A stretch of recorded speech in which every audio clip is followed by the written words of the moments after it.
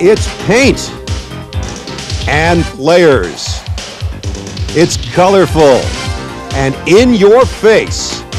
Paintballs, paintball players, the best in the world, gathered in Orlando for the World Paintball Championships. And we're set for Game 3 of the opening round. Let's go to Fred Schultz with the teams. All right, I'm here right now with one of the best teams in the world, the All-Americans from Pennsylvania. How you guys doing, man? You all pumped? Ready to go! Yeah, excellent. All right, Billy, real quick, maybe you can give us a little insight how you guys can approach this out there. You've seen some of the games and you know what's going on. So. Well, we watched the first games. We had some surprises. So this is a tough field out here. What we plan on doing is staying alive, basically, early on in the game, dumping a lot of paint, okay? The mistakes that are being made is people aren't moving together. All right, I'm here right now with Banzai Bandits, who are going to take on the All-Americans. You guys all pumped for this one? Oh, yeah. It sure sounds like you are. Maybe you can tell us a little bit about how you're going to approach this game going against these guys. We've decided to push it up on the right-hand side, straight from the off. We're going to try and go a little bit further than everybody else has done so far. We might lose a man on the break. If we don't, we're going to be in a good position. I'm going to take them across the field. I'm going to take them down by the numbers. There's the opening whistle. All-Americans in red on your right. Banzai Bandits in black coming from the left in the blue side of the field. The sprint for position. And they're coming fast. Lorenz Dickerson digging in up front for the All-Americans.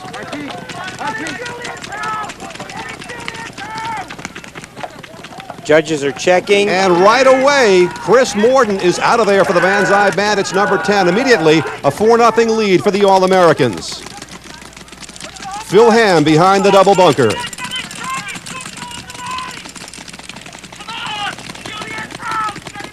A lot of paint being thrown around early here.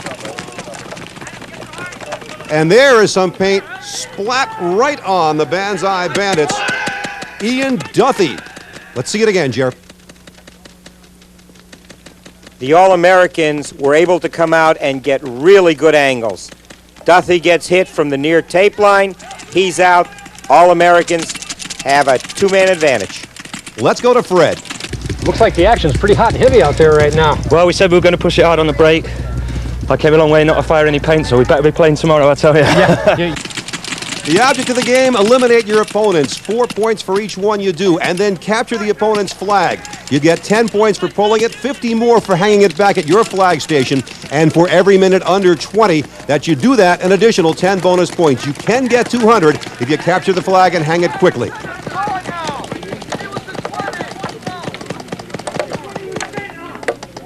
Pete Robinson of the All-Americans behind the bunker there. In fact, Jerry, one of two Englishmen on the All-Americans. That's right, and on the all-British team, here's Charles Kane. There is the other Englishman on the All-Americans, Phil Ham, and he appears to be hurt. Greg Malashevsky helping him into the bunker there. What is the problem with Phil? Phil looks like he's in pain. He's doubled over. Zone 8. So Malashevsky providing cover for Phil, who apparently is out of commission for the moment.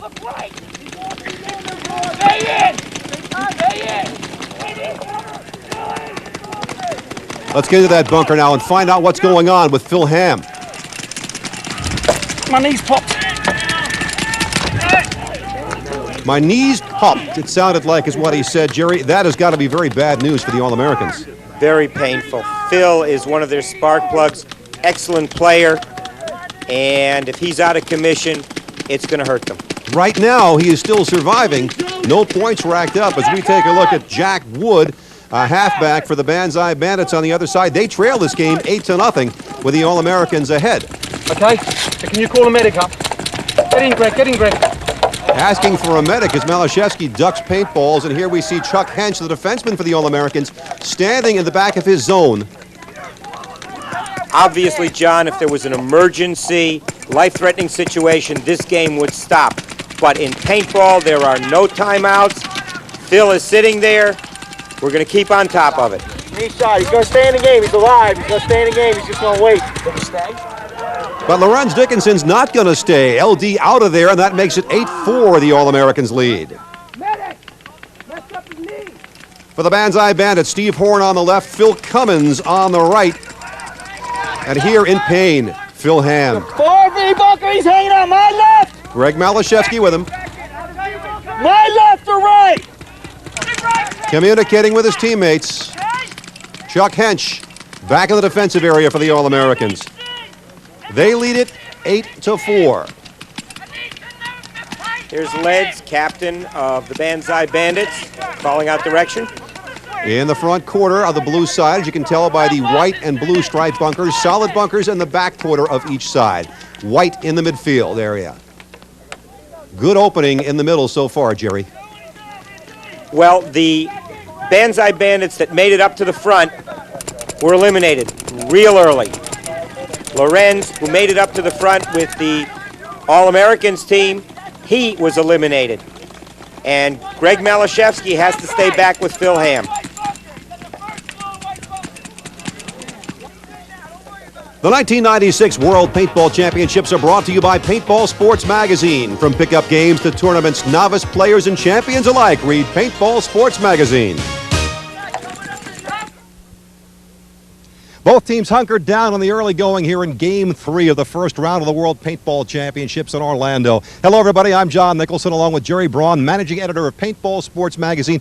Jerry, the third-seeded All-Americans against the British and 10th-seeded Banzai Bandits. British and 10th seeded, but the All-Americans also have 3 British players on the team. They are 2 great teams, good advancing teams, but also good counter-punching teams. I expect a very tough game. So we do have the international flavor on both clubs. In fact, paintball is getting very popular all around the world. It is now in Central and Eastern Europe, including Russia. In fact, we've had 2 teams traveling from Russia to international tournaments. We have it in the Middle East, we have it on the Pacific Rim, we have it in Latin America. Paintball is indeed worldwide. I think you can say we're painting the world. Maybe you can say that, Jerry, if you want to, not me. Back to the action now. We'll find out if the all-English or the mostly American team has got the better of it. Let's go back to the field. There's the 5-minute horn with the All-Americans leading it 8-4, and what that means is halfbacks now may cross midfield along with the forwards. Defensemen can't cross till 10 minutes in. If the game goes the full distance without a flagpole, it's 20 minutes. And John, it looks like this game may well go the full distance. The All-Americans are back in a defensive position. You notice the bunker that Phil Ham is lying in with the arrow. The Banzai Bandits have a little more of an offensive capability, but not much. It's a long ball game. With the wind at their backs, their defense can get up and walk in the back quarter there with the solid blue bunkers. Not much chance of being hit with a really long ball. There is Charles Kane walking right in front of his own flag station, surveying the field.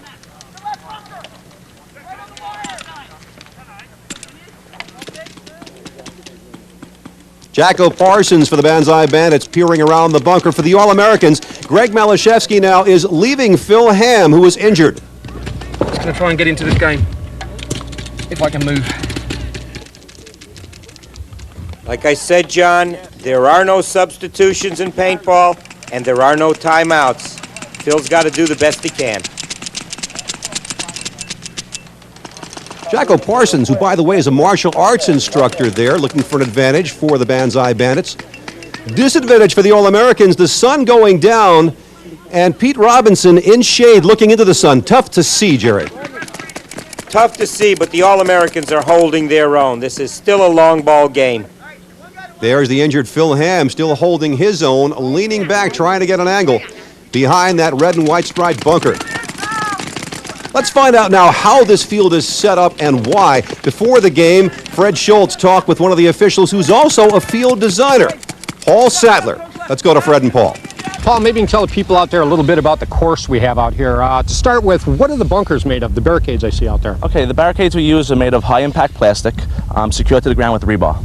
Oh, so basically if somebody slides into it, it does have some give so they can move. Yes, that's the design. Okay, the placement of it, I see quite a few of them out there. Is there a special way they were placed, or are they just thrown out there? Yes, each side of the field has the barricades placed identical so that no team has an advantage. So it doesn't matter either side that you get is going to be the same, is It's that exactly right? the same. Excellent. I see that they're color-coded also. Is there a reason for the color coding? Yes, or? that corresponds to the team and also the placement within the field, with the white barricades being the 50-yard line.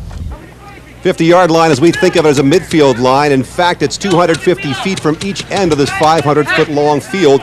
The field 200 feet, or approximately 83 1/3 yards wide, in case you're keeping score at home. Well, you may not be keeping track of those statistics, but the score of the game remains 8-4 in favor of the All-Americans as we take a look at Charles Kane in the back quarter, the defensive end for the Banzai Bandits behind the solid blue. And George Davison for the All-Americans trying to get some kind of a viewpoint, peering through the bunker. Jacko Parsons just taking a stroll in his defensive end. How long can the standoff go on? We are winding down toward the 10-minute mark where everybody for both teams is free to cross the center line. But who will have the courage to make the first move, Jerry? Somebody will have to make the first move if there's any hope of a team capturing a flag and a lot of points going into round 2. Phil Ham still with us, and we'll be right back.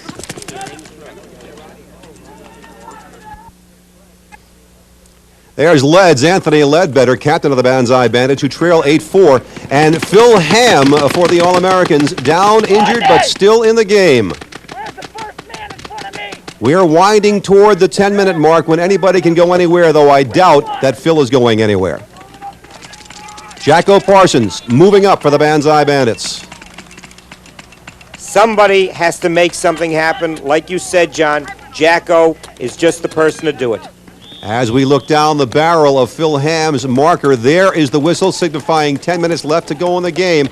Time very important here. The way it works in this tournament is if you win in this first round, you advance. If you lose, you go out. But when you go to the second round, the points from this game are added up with the points you get in the second round to see if you advance from there. If there's no flag hang here, if this turns out to be simply a question of how many opponents are eliminated, you go into the second round with a very small total of points. You're going to need a lot to get on to the finals from there. So you want to score as many points as you can here and in the second round because only the 3 highest total teams will move on to the round-robin final. And that's the problem for both teams. The Banzai Bandits are in a basic defensive position. Their front players, their frontline players have been eliminated. By the same token, with LD down and out for the All-Americans, Greg Malashevsky not moving up because he had to stay with Phil Ham. The All-Americans are also in a basic defensive position with only one front man at the far tape. Each team, by long balling, has got to create gaps if they have any hopes of winning. Gaps in their opposition line so that they can move through. Only one All-American eliminated so far, only 2 Banzai Bandits. This is the 3rd game of the opening round at the World Paintball Championships. The Turtles have moved on to the second round. They're out of Utah and thereabouts. And the Heat from Houston have moved on. One of these 2 teams also will move on. But at the rate we're going, as we say, the team could move on with a pretty low score. The Bandits, by the way, Jerry, again, an all-English team, would have come a long way to play one game if they can't get this one. This is the World Championship, John. It's a single elimination first round. A challenge. Hopefully for them, they're up to the mark. Behind the blue and white striped bunkers toward the front, nobody. This would be the red and white striped bunkers. On the far tape, only one All-American over there. Otherwise, they're back a good distance from midfield. Waiting, waiting. This has been called a game of chess with real men carrying paintball markers. This one looks the most like it we've seen so far. Check it back, Jordan, in the center! Kick it back in! Kick it back in! Rodney, you're pinching me on both sides! You better get one of them. George Davison for the All-Americans, letting his teammates know he's being pinched, looking for some support here. The slightest edge could turn this one. Phil Cummins in the back for the Banzai Bandits. Behind the solid blue, trying to pick somebody off. On the opposite end, Pete Robinson on his belly for the All-Americans.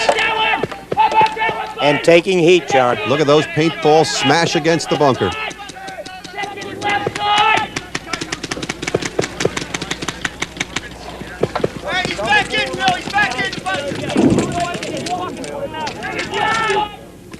A reload here, each player carrying as many as 2,500 paintballs in canisters.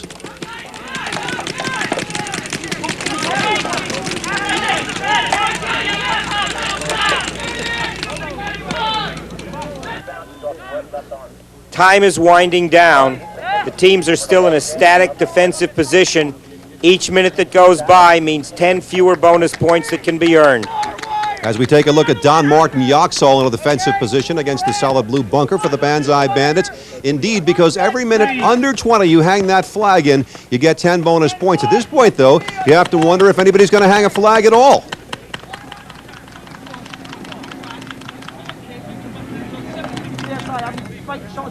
The officials getting about as much action as anybody else, checking for paint. They haven't called anybody out in, it seems like, forever. Look at that, splat up against the bunker. And a quick duck in for the All-Americans. You're right, John, but it's not for lack of throwing paint. Each team is raining heavily on the other. And there is a move up by Bill Gardner for the All-Americans. The captain is still deep in his own territory, though, John. And that's exactly the tenor of this game, Jerry. A move up, still within the defensive end. Don Martin Yaxall for the Banzai Bandits, tossing some paint over to his teammate, Phil Cummins. As you say, Jerry, a lot of paint being thrown around, though that's certainly the most we've seen tossed at one time. Bobby Rose, the ultimate judge, checking things out and checking the time. We are winding down. Another reload for the All-Americans, who still lead it by just 8-4. And we can see just how much paint has been rained on the All-Americans. Pete Robinson, a lot of splatter on him. No direct hit. He's still in the game. These paintball markers, by the way, are semi-automatic, meaning you've got to pull the trigger each time that you deliver a paintball, so you've got to have a strong trigger finger. Greg Malashevsky back in the bunker with the injured Phil Ham for the All-Americans. Somebody has got to make a move soon as the time is winding down. And we will be right back at the World Paintball Championships. The All-Americans still leading it, but still by a score of only 8-4. The Banzai Bandits trailing by 8-4. Certainly don't want to go out and back to England in that fashion, Jerry. Do they have to make the move? Both teams should think about making this move, because regardless of who wins the game, winning with that score and going into round two is not going to mean very much in that kind of a hole. There's a move by Bill Gardner of the All-Americans backward. There's a line of Banzai Bandits now in their front quarter. 5 men across, I can count. Or is it 6? They're pretty well all up there. They're communicating. I think that they're going to try and power one or the other of the wings. I agree with you, John. They don't want to go home on an 8-4 score. It's a long trip, and while the All-Americans might not want to win 8-4, they'd rather do that, I think, than lose. So they have the slight advantage. The officials, I suspect, are thinking something's going to happen soon. And there goes Leads, Anthony Leadbetter for the Banzai Bandits. Moving up closer to midfield, and then Jacko Parsons on the opposite side. Rain of paintballs coming toward Jacko. And the check. Did he get in safely? Still splatting up against that bunker. For the moment, Jacko survives.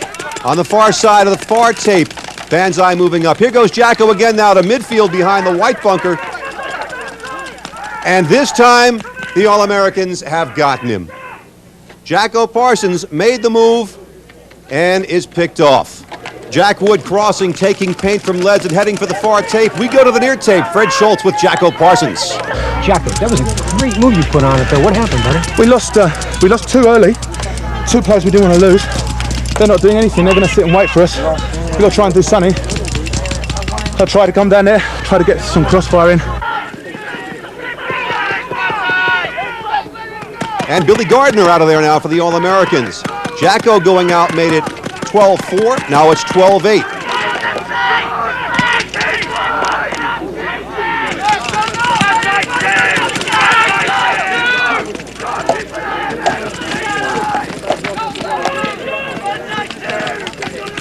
Paintballs flying now as the Banzai Bandits try to hold off the All-Americans.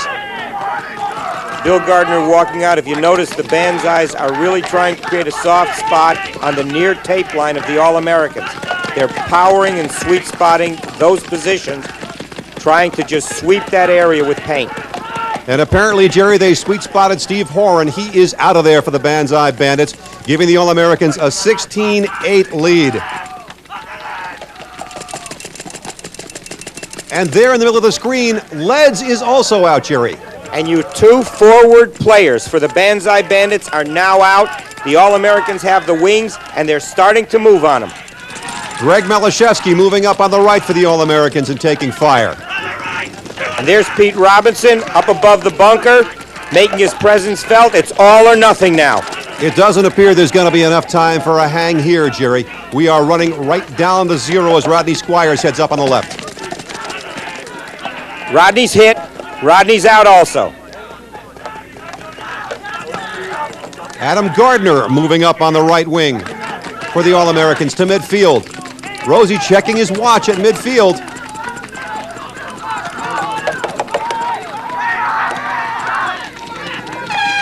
There's the final horn. Adam Gardner hit just after the horn. He will be all right.